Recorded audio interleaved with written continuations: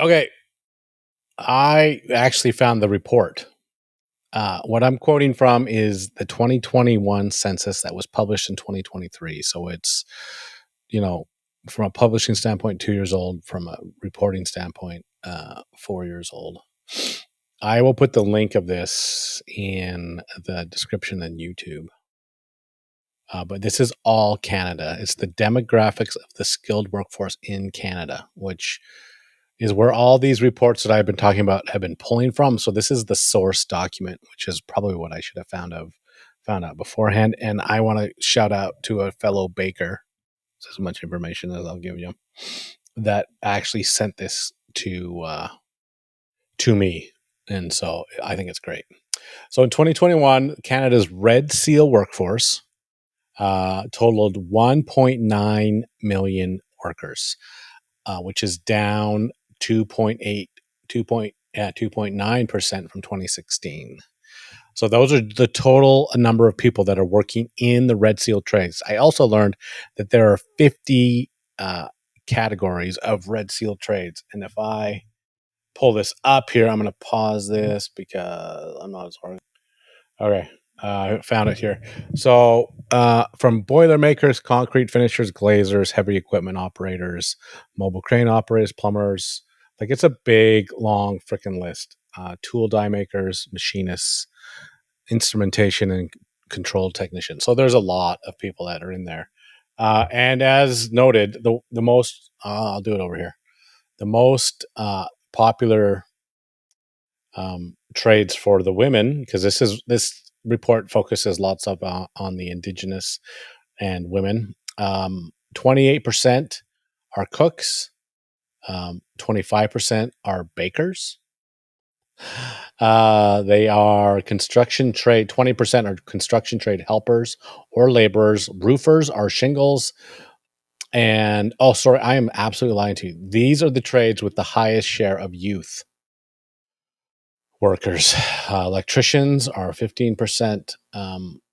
Here we go. Sorry. The highest Red Seal trades with the highest share of women in the workforce as of 2021. 82% are hairstylists or barbers, which makes absolute sense. 64% are bakers. 41% are cooks. Landscape and horticultural technicians or specialists take up 32%. Storekeepers or parts persons. I didn't realize. Is that in there? In the 39, I don't see parts. I know you can take a course for that. According to this little, like I'm going to two different things here, but and then painters and decorators are 14%. Anyway, I think it is fascinating.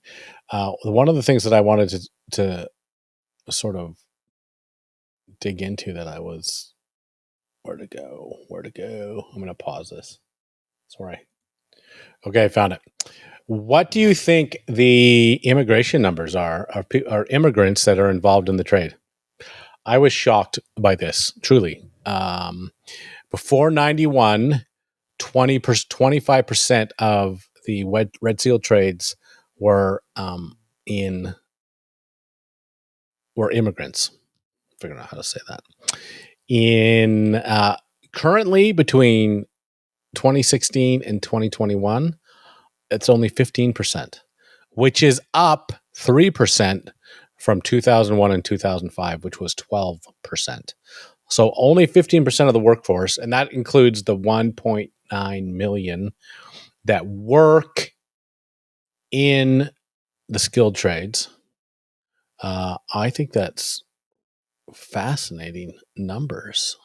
I'm going to find the women here and pause it. Okay, before I go into the women, the most common ethnic or cultural origin reported in the Red Seal workforce. 54% are European, 33% are North American, 12% are Asian, 2% are Latin or Central America, 2% are African, 1% is Caribbean, Oceania. That's like some 1984 stuff. If you know, you know.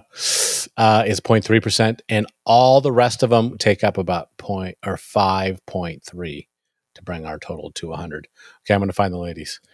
Okay, interestingly, it provides this weird graph that I can't really read back to you. Like I say, I'll send the link in this, and you're welcome to dig it out. But it's claiming that only about 15% of the Red Seal workforce are women, 14.8, which is significantly lower than uh, the general workforce, which has women at 48.2. But when you remove cooks, bakers, and hairstylists, the share of women in the workforce falls to 5.2. Now, don't forget, there's 39 different occupations that you can get involved with. There have been a few gains. There were fewer than 14,000 women in the labor market, marking a decline of 4.7%. And the men also climbed by 2.4%. Painters, bakers, and decorators have significantly higher shares. So what did they take out? They took out the cooks, bakers, and hairstylists. And then if you take out the where to go? The painters and the decorators, that drops again. Like I say, plumbing only has 2%. 2% in the trade. Plumbing in the trade. Cabinet makers are 1%. Plasterers are 1%. Motorcycle techs 1%. Those are pretty bad numbers. Can I see? Hang on, I'm going to keep pausing this because